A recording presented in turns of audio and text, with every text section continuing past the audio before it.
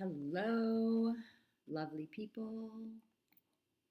So, today we are talking about the healing process, mainly when we are in the beginning stages of healing and everything seems really overwhelming and we don't even know where to start. We're just it feels like if we have because I'm speaking mostly to autoimmune and chronic symptoms on this page. By the way, I just want to make sure I say this. I've said this probably in other posts before, but chronic symptoms includes anxiety. Chronic symptoms includes insomnia. Chronic symptoms includes depression. Like, you know, so I've had people, chronic symptoms includes like pain that you live with. So I just want to be clear. I think in a healthy society, right, we would not have maybe normalized a lot of these symptoms. And I think that that is an example of, of just how sick and, sick, right? Symptomatic our society is.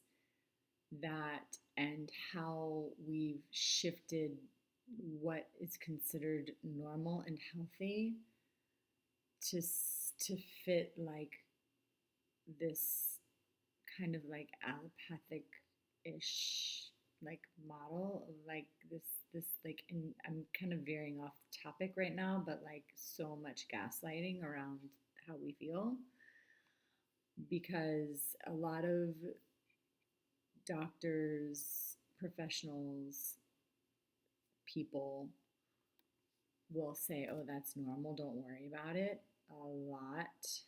And I'm not saying that there aren't some things that like might just happen on a fluke, like in the body, and it passes, and maybe it's a wave of something kind of going through, and that I'm not right, that's fine, right? But I'm saying, like, if you have like been a person that's like never slept well, like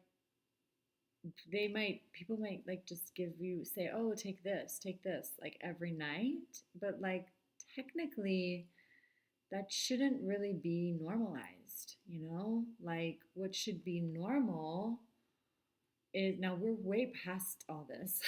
You know what I mean? Like we've been centuries,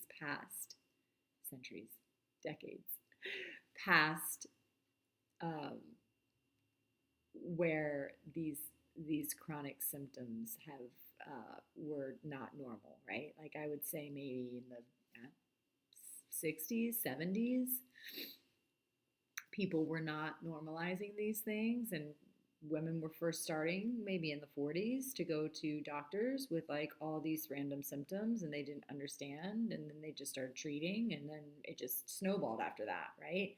But in the beginning, those first few decades, they were not normal. The doctors, I think, were kind of like, what's going on, you know? And that, of course, industrial revolution, a lot of heavy metals, a lot of toxins in the environment. Now we did clean up our waters. Oh, I'm getting too deep down this path. This is not what I was like meant to talk about, but um, there's a lot of other factors. There's always a lot of other factors, right?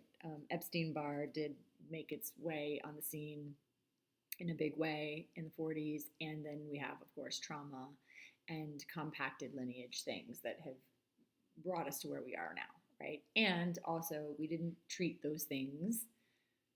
Um, we we were just masking.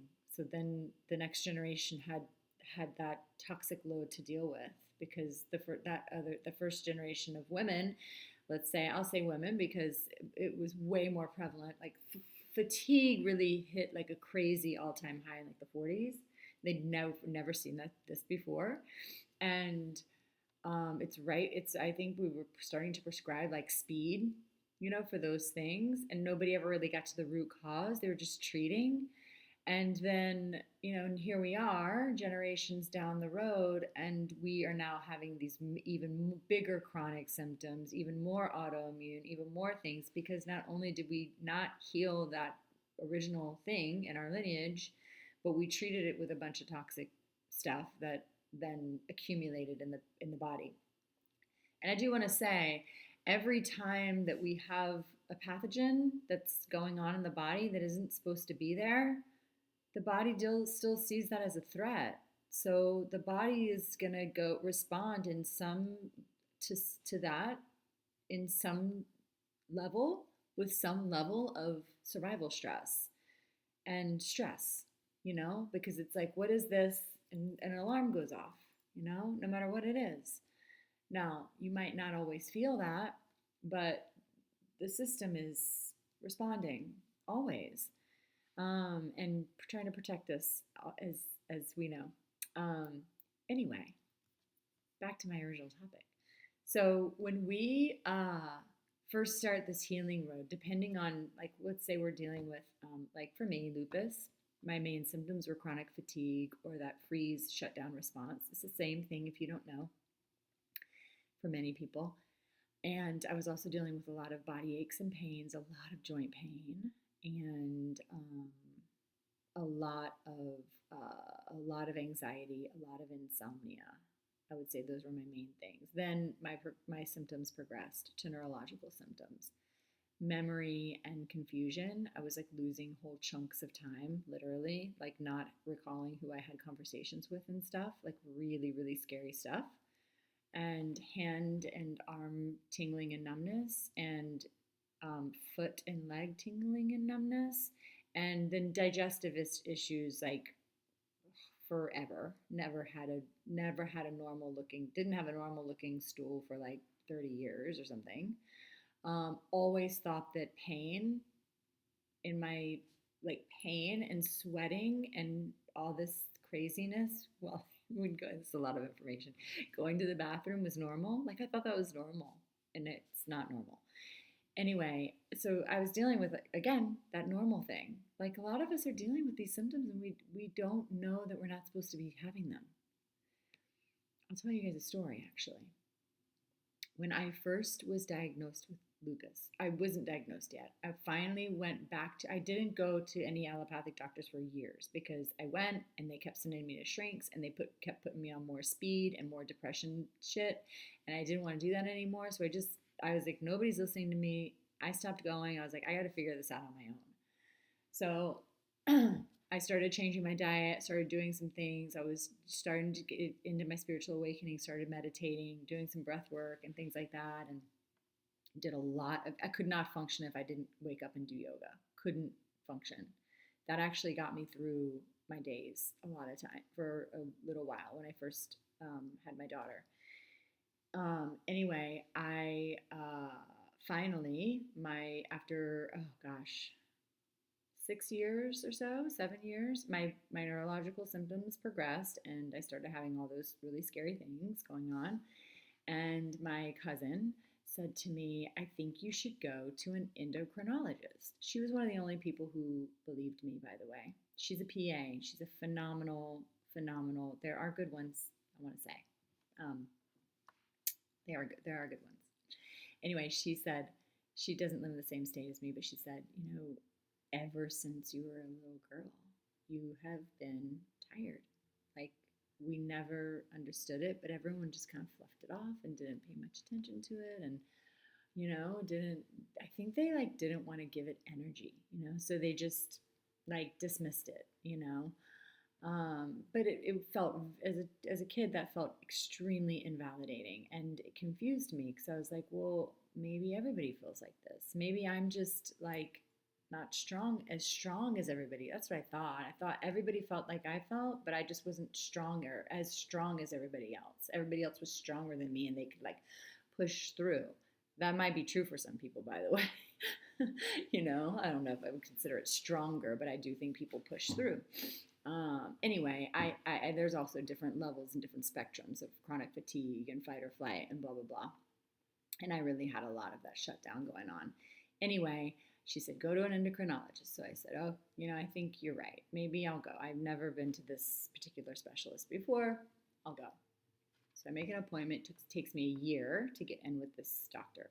And the reason I chose her is because all of the reviews of her said, because I said, if I'm going back to a doctor, I am going to choose wisely, like really do my research. So I did, and I found someone, and all of her reviews said she listened to me. She was like the first doctor I've ever been to in years, and she took the time, and she not only listened, she believed me. She believed me when I told her what my body felt like. And I was like, this is my girl. So I wait a year to see her. I go in, and she says to me, do you have, I said, I'm just always tired. I've always been tired. I don't understand it. Everyone kept putting me on speed. They kept putting me on antidepressants and all of the Ritalin, Adderall, Vyvanse. I can't do it anymore. I'm a mom. That's not how I want to live my life. I want to get to the root of what's going on. And she said, do you experience pain? And I said, no, no pain. And she said, she came over and started doing an exam on me. She said, how does this feel? And she put her hand on my knee. What does your knees feel like? And I said, well, they're sore. She said, how long have they been sore? And I said, well, what do you mean? Like, they're always sore. Like, if I'm moving, or if I'm doing, or even if I'm sitting for a long time, like, they're always sore. And she was like, how long have they been, like, how long has this been going on for? And I said, well, since I can remember. And she said, what about here? She put her hand on my thigh. And I said, it's sore too. And she said, and I said, same thing. How long? Forever? I don't know, She goes, what about your hips? And I said, yeah, those are sore too. And I said, they get really stiff. Like, if I've been sitting, when I stand up from sitting down, not even for a long period of time, even for a short period of time, when I stand up, I have to like really slowly like stretch my leg out because it hurts really bad. It gets like kind of stuck there and it hurts. So I have to like, and stretch my leg out. And I said, why, all this is normal. And she said to me, I will never forget, this was like a huge, huge awakening for me. Those moments in your journey that like change everything. That's what this was for me. So she said to me, I said, it's normal. And she said, not unless you're 80. And I was like, what? And she was like, yeah, like, you're not supposed to have that. And I was like, what? I was blown away because from the time I was 11 or 12 years old, everyone said, it's normal, you're fine. So that's what I thought. And it reinforced my dissociation.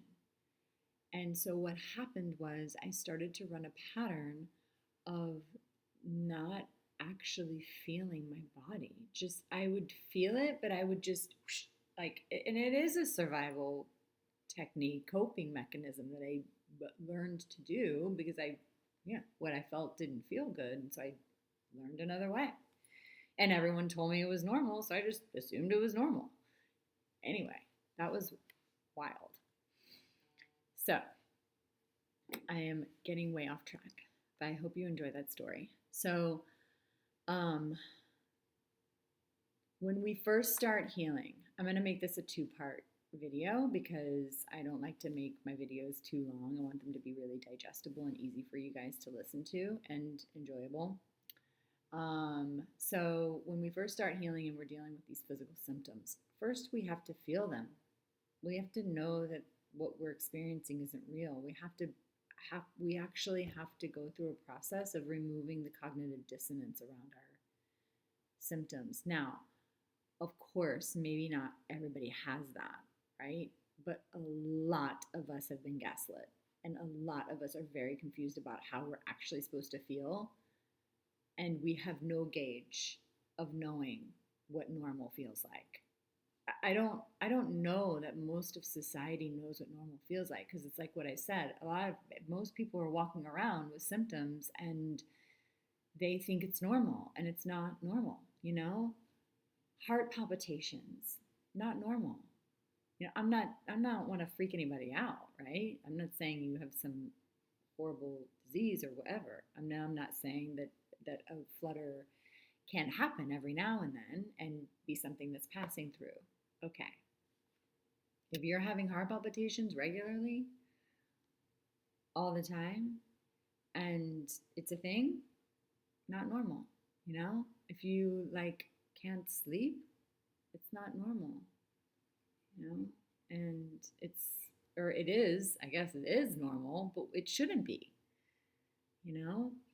And anyway, when we're first learning how to heal, right? And we want to when I first started, it was like I have to heal these neurological symptoms, otherwise I'm going to have dementia by the time I'm 50. That's what I thought, because I was approaching 40 at the time and I had two young kids, and I was like, I don't think I'm going to, like, how am I going to take care of them? So that was it.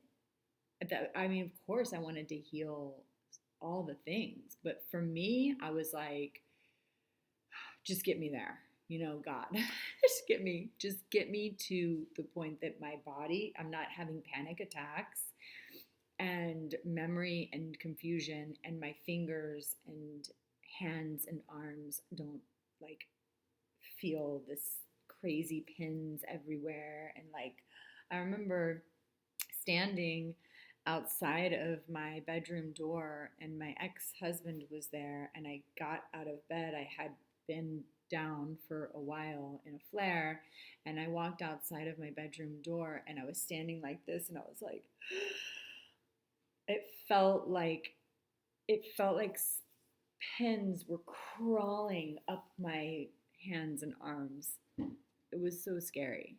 So when I first was like doing going into this deeper work, I had already changed my diet when that all started happening, by the way. I was on keto at the time. I was on a diet called GAPS. And I think GAPS can work for some people, actually. I don't have anything against some of these diets if they're working for people. That's amazing. And I think it's okay to try things. However, if your nervous system is a mess, and you are doing a crazy diet like GAPS, where you have to literally make every single thing that you eat, and you're doing that with your kids, your two young kids, and you have insomnia, and you aren't sleeping, and your nervous system is a mess. Nervous system is a mess. And this diet is driving the nervous system symptoms, then it is not a good time for you to do it. And you have to do some nervous system work first, and then revisit the diet after. My suggestion to everybody when they're first starting out is really get an idea of your nervous system before you start any kind of extreme dietary protocol. I cannot stress that enough. Anyway, so the first steps is understanding what exactly it is that's important to you to heal first. Doesn't always go in a certain order, doesn't always go in the order you expect, right? But if we can set an intention with the universe, like, that's important, you know, because it might not be the first thing that heals, but you have a trajectory that is it's in line. You know what I mean? So setting intentions and goals is really beautiful and important, I think. You know? And for me, I didn't know if I was going to get past those symptoms. But once I did, I was like, okay, now I want to heal my chronic fatigue. I didn't understand that I had a lot of fight or flight energy underneath the fatigue. I think if you had asked me back then, I would have told you I didn't have anxiety, but I did, you know? And it showed up in the fact that I couldn't sleep, and it showed up in my relationships, and it showed up in the fact that I had overwhelm all the time when things were outside of my capacity, which was all the time. It showed up in anger, right, towards my kids and dysregulated parenting of all kinds. Anyway, so that's the first step. Stay tuned for the next video, and I will go a little bit deeper into this and talk about like what things I'm healing now. Here we are. You know, it's interesting how the healing journey goes, and when you're on, I think like for a lot of us, we like once we get past those big chronic symptoms, it's like a lot of us think like that's it, that's all I want. But once we adopt this lifestyle, it like we want to go deeper, you know? And then we see things and we're like, oh my God, if I could heal that, if I could heal all those things, then I can heal this thing too. This thing that I thought I would always have to live with. Not even a physical symptom, maybe just a pattern, maybe a behavioral pattern, maybe a relationship dynamic, maybe, you know? And so, anyway, I'll talk further about that. I hope you guys enjoyed some of my personal stories, and I'll see you soon. Bye.